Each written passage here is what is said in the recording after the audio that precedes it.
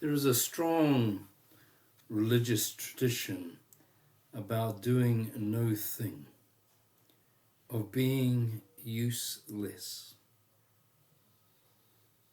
which, after you've run out of words, is essentially what prayer is. Prayer is a countercultural activity of no practical use. Do you really think you're going to change God's mind by throwing words up?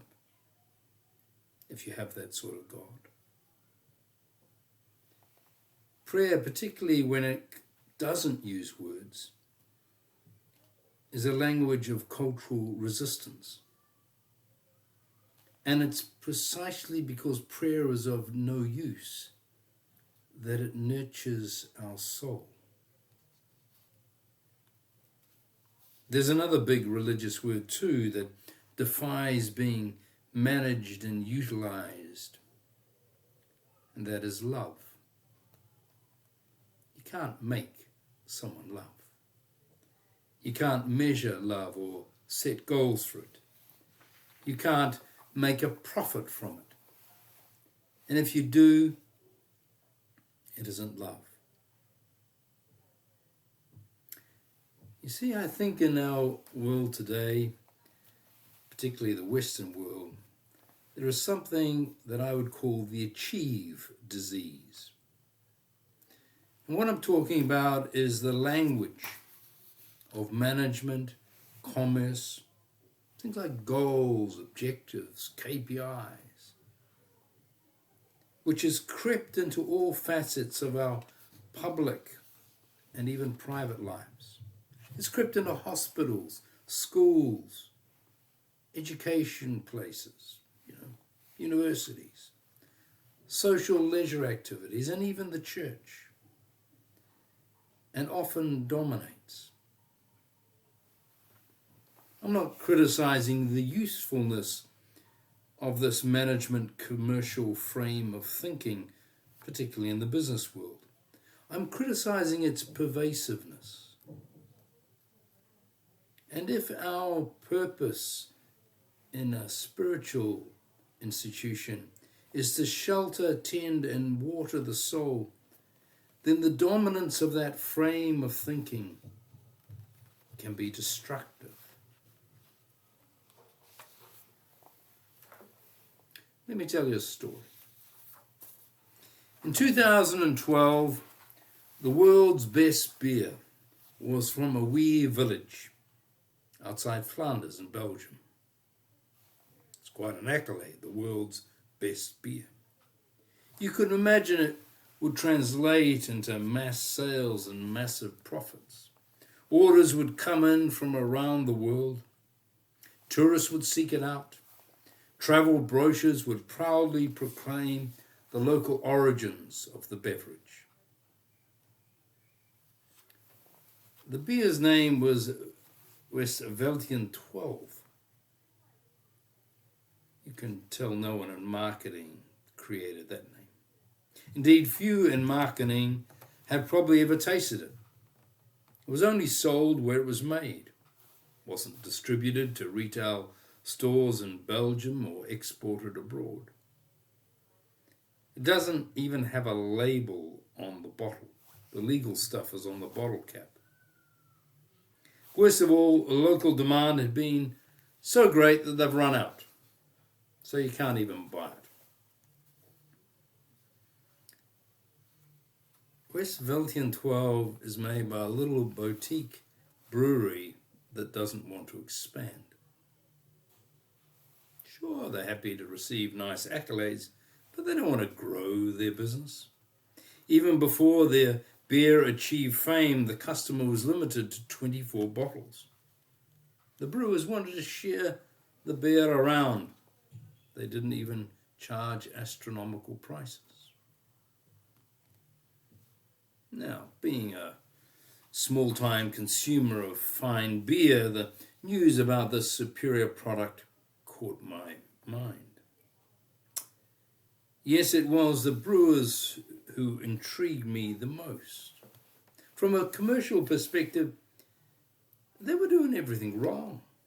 They had a great product, but they weren't branding, charging, making lots of money. Indeed, and this is the really shocking thing, they didn't want to make lots of money. They just wanted enough in order to live.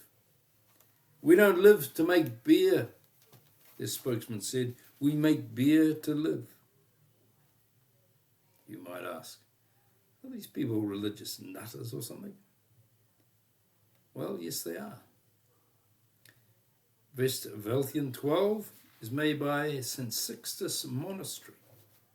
They're Cistercians, a silent order who lead a contemplative life. They embody a spirituality of simplicity and balance. Their monastery exists for the soul. The brothers got brewing in 1863 in order to fulfill their obligations to the labourers constructing the monastery. The labourers were entitled to 2 glasses of beer a day. In time, the brothers refined their brewing craft to finance the needs of the monastery. Now they are carefully trying to balance fame and need.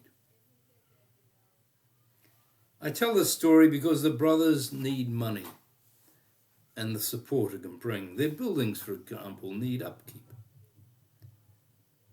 The brothers need too to know the language and mechanisms of money in order to be wise stewards of it. But they also know that money and the language and desires that go along with it,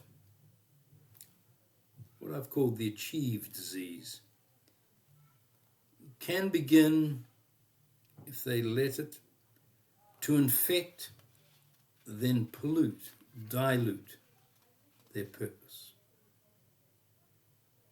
And their purpose is to shelter, tend, and water the soul of individuals, their community, and society.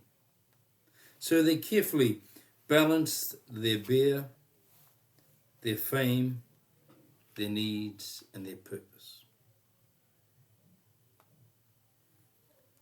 We are assailed in our society with so-called orthodox wisdom. Phrases like, more is better, growth is good, weak is bad, if it's not useful, discard it. That tips us off balance, causing all manner of harm to people, to our planet, and to our soul. We know almost innately that some things are good for the soul and some aren't. We know that destructive relationships with nature damage our soul, and appreciative relationships help restore it. We know that destructive relationships with other people wound our soul, and gentle, kind relationships help us flower into our best. We know too that too much food, drink, work, technology, and ugly buildings starve the soul of the simplicity, silence, and beauty it needs. And we know that ample helpings of laughter, gentle touch, animals to pat and play, and music and song replenish it.